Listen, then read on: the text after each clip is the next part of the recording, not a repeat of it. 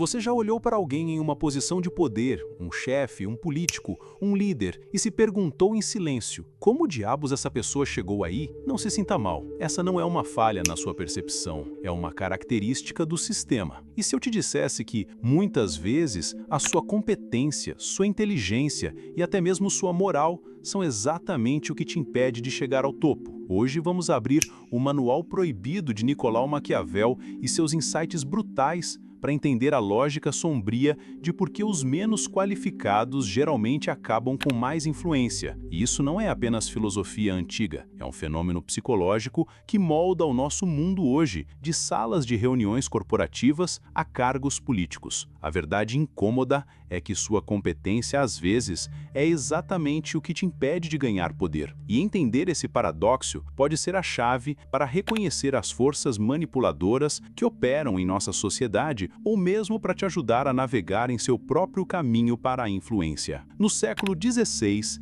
em Florença, exilado da vida política que amava, Nicolau Maquiavel escreveu o que se tornaria um dos tratados políticos mais controversos da história, O Príncipe. Ao contrário dos filósofos idealistas antes dele, Maquiavel não estava preocupado com como os governantes deveriam se comportar em um mundo perfeito. Ele se concentrou em como o poder realmente funcionava no mundo real. Todos veem o que você parece ser. Poucos experimentam o que você realmente é. Esta declaração vai ao cerne do pensamento de Maquiavel. Ele entendeu que a percepção, muitas vezes, importa mais do que a realidade quando se trata de adquirir e manter o poder. E aqui está a primeira pista para o nosso paradoxo. Parecer competente é muitas vezes mais importante do que realmente ser competente. Maquiavel observou que governantes que demonstram muita inteligência frequentemente criam problemas para si mesmos. Por quê? Porque a inteligência geralmente vem com certos traços que podem ser desvantagens em lutas de poder. Traços como o pensamento nuançado, considerações éticas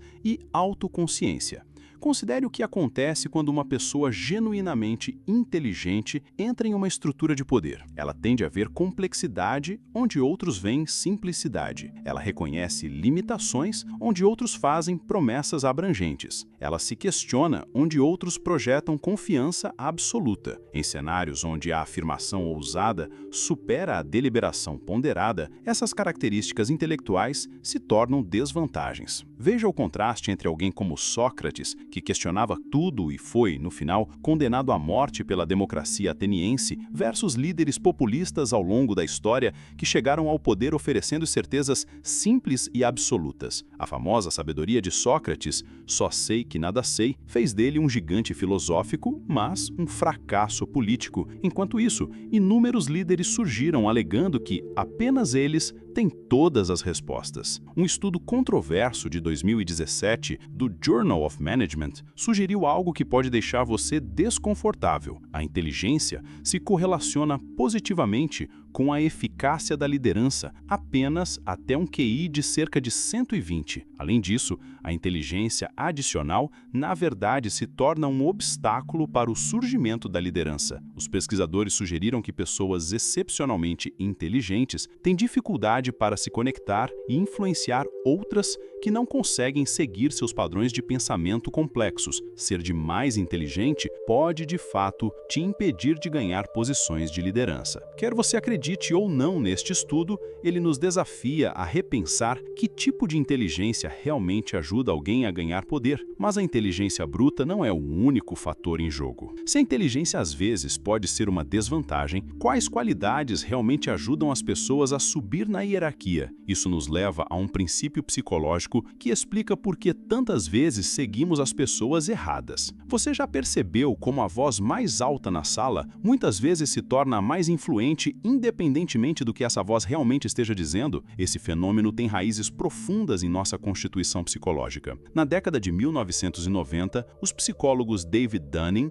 e Justin Kruger identificaram o que hoje conhecemos como o efeito Dunning-Kruger, o viés cognitivo em que pessoas com conhecimento limitado superestimam dramaticamente sua competência, enquanto especialistas genuínos tendem a subestimá-la, cientes de quanto não sabem. O tolo pensa que é sábio, mas o sábio sabe que é um tolo. Shakespeare capturou esse princípio séculos antes da psicologia lhe dar um nome, mas Maquiavel o teria reconhecido imediatamente. A pesquisa moderna confirma que esse viés opera em contextos de liderança. Um estudo de 2020 descobriu que indivíduos que demonstravam excesso de confiança tinham maior probabilidade de serem percebidos como líderes por seus pares, independentemente de sua competência real. A aparência de certeza era mais persuasiva do que a experiência demonstrada. Considere figuras como George Armstrong Custer, cuja confiança suprema levou a decisões militares catastróficas, mas lhe rendeu promoções rápidas. Ou observe a indústria de tecnologia, onde fundadores que falam em termos visionários absolutos geralmente garantem financiamento massivo, em vez de empreendedores mais experientes e comedidos. Esse padrão se repete globalmente. Por que isso acontece? Nossos cérebros usam chatalhos mentais ao avaliar os outros. Sinais de confiança e decisão sugerem clareza de pensamento. Esses atalhos serviram bem aos nossos ancestrais, mas se tornaram problemáticos em nosso mundo complexo, onde a experiência genuína geralmente envolve o reconhecimento da incerteza. Essa ilusão de confiança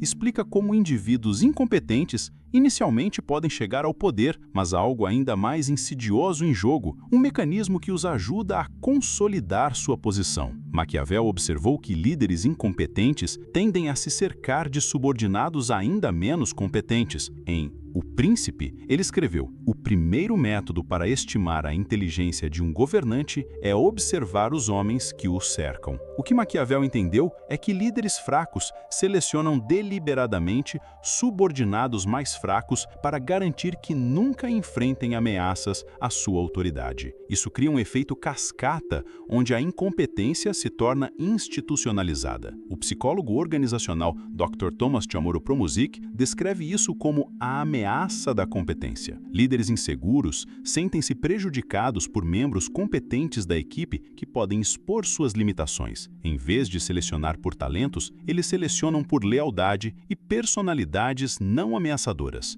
Mas mesmo sabendo de tudo isso, ainda nos sentimos atraídos por líderes que oferecem respostas simplistas. Por quê? A resposta está na psicologia cognitiva e em nossa necessidade fundamental de certeza em um mundo incerto. A experiência genuína é quase sempre acompanhada de nuances, mas essas virtudes intelectuais podem ser profundamente insatisfatórias para nossas necessidades psicológicas. A grande maioria da humanidade se contenta com as aparências como se fossem realidades, e muitas vezes é mais influenciada pelas coisas que parecem ser do que pelas que são. Quando Maquiavel escreveu isso, ele identificou o nosso anseio por certeza. Considere o que acontece em tempos de crise. As pessoas raramente apoiam o líder que diz: "Esta é uma situação complexa sem respostas fáceis." Em vez disso, elas seguem a pessoa que proclama com confiança: "Só eu posso consertar isso." A certeza simples ganha, independentemente da viabilidade. Pesquisadores de Yale descobriram que, quando confrontados com problemas políticos complexos, a capacidade das pessoas de interpretar dados era diretamente afetada por suas crenças políticas. Os participantes com maior habilidade matemática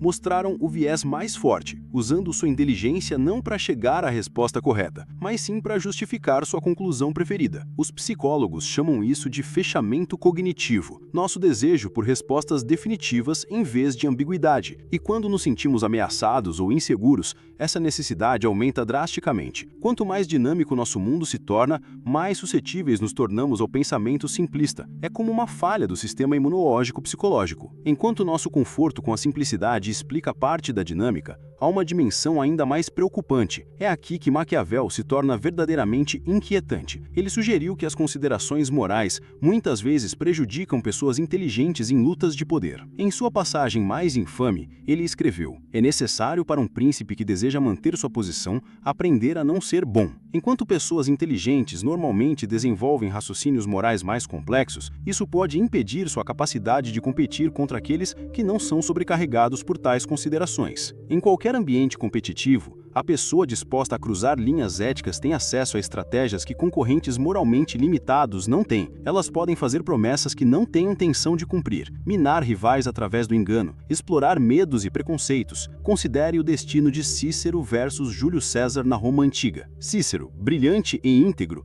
Perdeu a luta pelo poder para César, que não teve escrúpulos em quebrar normas que seus oponentes se sentiam obrigados a respeitar. Isso cria o que teóricos dos jogos chamam de corrida para o fundo do poço. Quando táticas antiéticas se mostram sucedidas, outros enfrentam pressão para adotar abordagens semelhantes ou serem deixados para trás. Com o tempo, isso pode transformar sistemas inteiros. Entender essas dinâmicas obscuras pode fazer a situação parecer desesperada, mas nem todos os ambientes recompensam igualmente a incompetência. Ao reconhecer quais condições a favorecem, podemos começar a projetar sistemas que selecionem o mérito genuíno. Maquiavel entendeu que diferentes ambientes recompensam qualidades diferentes. O que determina que tipo de ambiente se desenvolve? Fatores estruturais como ciclos de feedback e responsabilização. Em ambientes com feedback claro e imediato, a incompetência é rapidamente exposta. Pense num cirurgião cujos pacientes morrem consistentemente. Mas em ambientes onde o feedback é atrasado ou facilmente manipulado, como sistemas políticos ou hierarquias corporativas, a incompetência pode prosperar. O design institucional também é crítico. Sistemas de poder centralizados com poucos freios e contrapesos são um terreno fértil para a incompetência. Estruturas que separam a gestão da supervisão, como na governança corporativa da Alemanha, fornecem resistência estrutural. Por fim, a estrutura de incentivos econômicos. Sistemas que recompensam o desempenho de curto prazo em vez de resultados de longo prazo criam terreno fértil para lideranças incompetentes com charme superficial. Reconhecer esses padrões é essencial, mas não o suficiente. Precisamos de estratégias concretas. Individualmente, a consciência é a nossa primeira linha de defesa. Isso se baseia em cultivar a humildade intelectual, desenvolver a alfabetização midiática e embraçar a reflexão filosófica. Coletivamente, o design institucional é crítico. Precisamos de mecanismos de responsabilização robustos, diversidade cognitiva na tomada de decisões e regras de transparência que impeçam que a complexidade se torne um escudo para a incompetência. E educação une esses fios. Não é suficiente ensinar habilidades técnicas. Devemos priorizar o pensamento crítico e o raciocínio ético. Ao chegarmos ao fim dessa exploração, retornamos ao homem que a inspirou. O que Maquiavel diria sobre nossa situação moderna? Ele não estava defendendo os padrões obscuros que descreveu. Ele estava expondo-os. Ao entender como o poder realmente funciona, ele acreditava que poderíamos criar sistemas melhores. Não são os títulos que honram os homens, mas os homens que honram os títulos. Essa observação nos lembra que a autoridade em si não merece respeito inerente. O poder deve ser conquistado por meio do uso digno. A intersecção da filosofia maquiavélica e da psicologia moderna revela verdades desconfortáveis, mas são precisamente essas verdades que precisamos se esperamos criar futuros melhores. O caminho à frente não é fingir que essas dinâmicas não existem, é compreendê-las profundamente o suficiente para transcendê-las. É design de sistemas que levem em conta as vulnerabilidades humanas em vez de explorá-las. O mais importante é reconhecer que, embora a estupidez às vezes possa ganhar poder, a inteligência, aliada à coragem moral, permanece em nossa melhor esperança. Se essas palavras te trouxeram clareza, sua interação é fundamental. Compartilhe nos comentários uma única palavra que descreva sua maior frustração com as dinâmicas de poder atuais. Obrigado por sua presença e por dedicar esse tempo a si mesmo. Curta para apoiar nossa filosofia e inscreva-se para que nos possamos encontrar novamente na próxima conversa. Entender a escuridão não significa se render a ela, significa ganhar o poder de criar luz.